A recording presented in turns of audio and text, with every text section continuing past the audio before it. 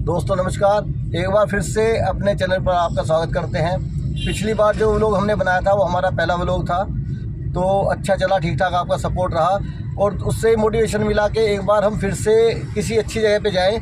तो हमें एक ऐसी अनजानी जगह का पता चला है जहां पर लोग अक्सर जाते नहीं हैं। जिस तरह से मालचा महल हमने पिछली बार दिखाया था उसी तरह से ये कुछ है, जंगल में बना हुआ, और ये भी डरावनी चीज़ बताते हैं इस खंडर को भी।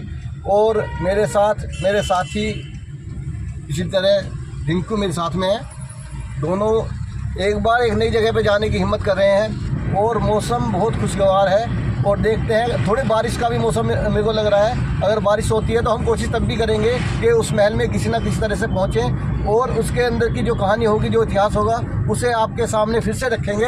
आप हमारे साथ में बने रहिएगा। अब हम दिल्ली के झंडे वाला एरिया में पहुंच चुके हैं और बारिश इतनी तेज़ हो गई है कि बाहर की चीज़ें देखनी मुश्किल हो गई है। और हमें बताया गया था कि जिस रास्ते से हमें जाना है वो झंडा वाला मंदिर के जस्ट पीछे से होकर निकलता है, लेकिन बारिश के चलते हुए हमें कुछ दिखाई नहीं दे रहा और हम शायद अपना रास्ता भूल चुके हैं और हमें अब आगे से वापस यू टर्न लेके आना पड़ेगा। गलती से हम शंकर रोड पर पहुँच गए थे और एक बार फिर से हम यू टर्न ले रहे हैं। यू टर्न हमारा हो चुका है। अब सामने रोड खाली पड़ी हुई है और हमारे सामने झंडा वाला चौक है। हम यहाँ से फिर से एक यू टर्न लेंगे और लेफ़्ट में जो पहला कट आएगा इस पे मुड़ जाएंगे और हमें बताया गया है कि करीब 250 मीटर चलना है और हम अपने मंजिल पर पहुँच जाएंगे। जैसे ही हम चौक पर पहुँचे हमें हनुमान जी की विशाल प्रतिमा दिखाई देती है। ये हर किसी को दिखती है जो झंडा वाला मेट्रो से आते हैं, तो हमें लग रहा है कि एक अच्छा संकेत है और जो होगा अब अच्छा होगा। और इसके साथ में लेफ़्ट में, हाँ, यहाँ ये वाला, यहाँ से हमारा रास्ता है, बिल्कुल 50 मीटर की दूरी पर है और हम इस वाले रास्ते पे अब मुड़ चुके हैं। इस रास्ते पर मुड़ते ही बग्गा लिंक का एक शोरूम दिखता है और कुछ सरकारी दफ्तर दिखते हैं। इसके अलावा सड़क के दोनों तरफ खड़ी हुई पुरानी गाड़ियां रास्ते को खतरनाक बनानी शुरू कर देती हैं।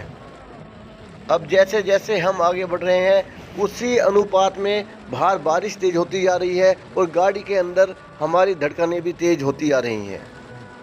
ये रास्ता पूरी तरह से सुनसान है और जब से हम इस सड़क के ऊपर मुड़े हैं हमें एक आदमी भी दिखाई नहीं दिया है और बारिश इतनी तेज़ हो रही है कि हमें गाड़ी चलाने में भी बड़ी मुश्किलों का सामना करना पड़ रहा है।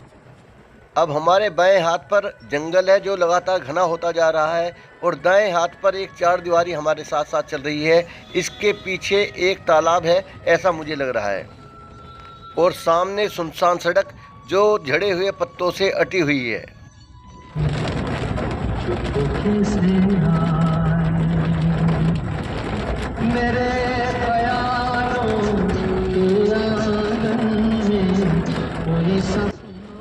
अपने दाएं तरफ हमें एक खंडर दिखना शुरू हो गया है। एक बड़ा सा गेट है, पुराने ज़माने का बना हुआ, शायद यही है भूली भटियारी का महल।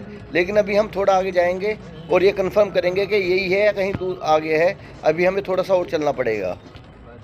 लेफ्ट हैंड साइड पे एक खूबसूरत सा पार्क दिखाई दे रहा है और कहीं पेड़ों के नीचे छुपे और दुबके हुए लोग दिखाई दे रहे हैं जो बारिश से बचना चाहते हैं। यहाँ पर नो एंट्री का बोर्ड लगा हुआ है, इससे आगे नहीं जा सकते। अब हमें वापस चलना होगा और पहुँचना होगा भूली भटियारी के महल में।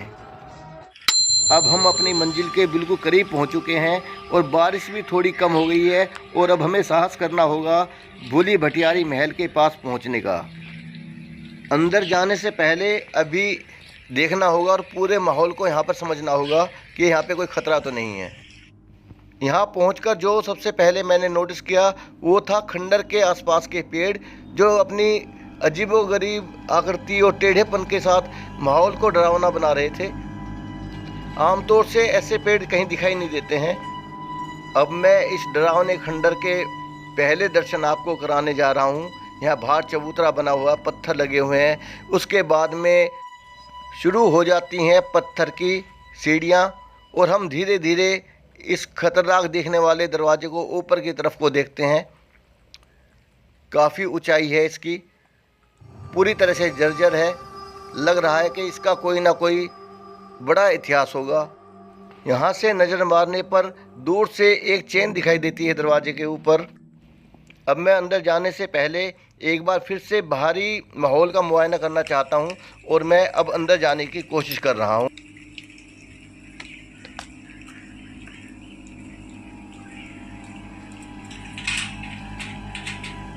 हेलो भैया, कोई है क्या? गार्ड साहब,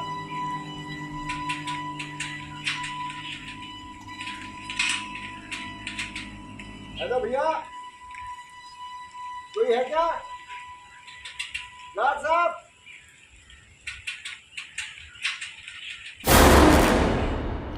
बहुत सारी आवाज़ लगाने पर भी उधर से कोई आवाज़ नहीं आई। बाद में पता चला कि चौकीदार बारिश में इसे बंद करके कहीं चला जाता है। तो हमने ये फैसला लिया कि इस भूता महल का एक चक्कर लगाया जाए, इसके चारों तरफ घूमा जाए और बीच बीच में इसके इतिहास के बारे में बात की जाए। दोस्तों, इस महल का नाम दिल्ली के स्थलों में शामिल है। अगर हम इस महल की वास्तुकला की बात करें तो भूली भटियारी का महल लाल पत्थर से बना हुआ है, जो कभी शाही लोगों की शिकारगाह हुआ करता था। इस किले के 2 प्रवेश द्वार हैं। सबसे पहले प्रवेश द्वार के अंदर घुसने पर आपको एक छोटा सा अहाता दिखाई देगा। साथ ही आपको इस महल में प्रवेश करने का मुख्य द्वार मिलेगा। यहाँ से अंदर आने के बाद आपको एक बड़ा सा आंगन दिखाई देगा।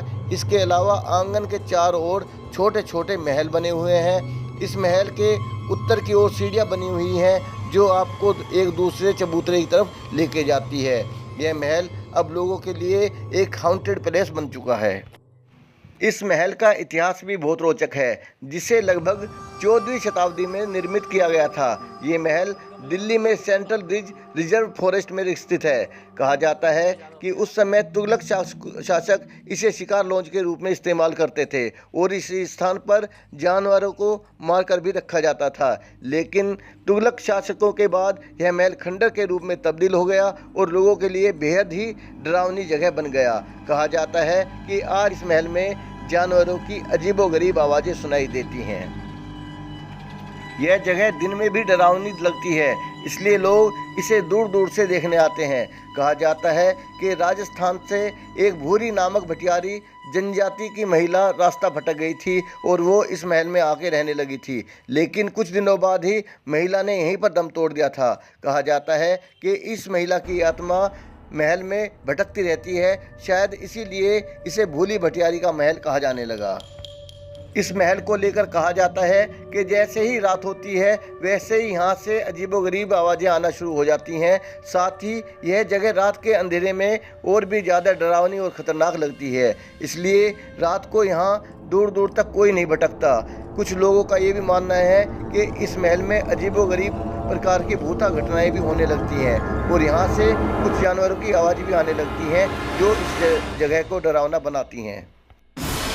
इस महल के साथ में एक बहुत बड़ा पानी का तालाब बना हुआ है, जो देखने में बहुत खूबसूरत लगता है। और दूसरी तरफ एक बहुत बड़ा जंगल से बना हुआ पार्क है, जो निर्जन है और जहाँ पर कभी कभार कुछ प्रेमी युगल दिखाई देते हैं। और आपसे भी ये रिक्वेस्ट है कि अगर आप यहाँ पर आएँ तो अपने कुछ साथियों के साथ में यहाँ पर आएँ। अकेले आना ये बहुत ज़्यादा ख़तरनाक हो सकता है। और अगर आप आते हैं तो यहाँ पर झंडेवालान मेट्रो स्टेशन सबसे नज़दीक लगता है, जहाँ से वॉकिंग डिस्टेंस पर आप आ सकते हैं। यहाँ पर कभी कोई छुट्टी नहीं होती, यहाँ पर कोई टिकट नहीं लगता और इसके खुलने का समय सुबह 8 बजे से लेकर शाम को 5:30 बजे तक होता है। धन्यवाद।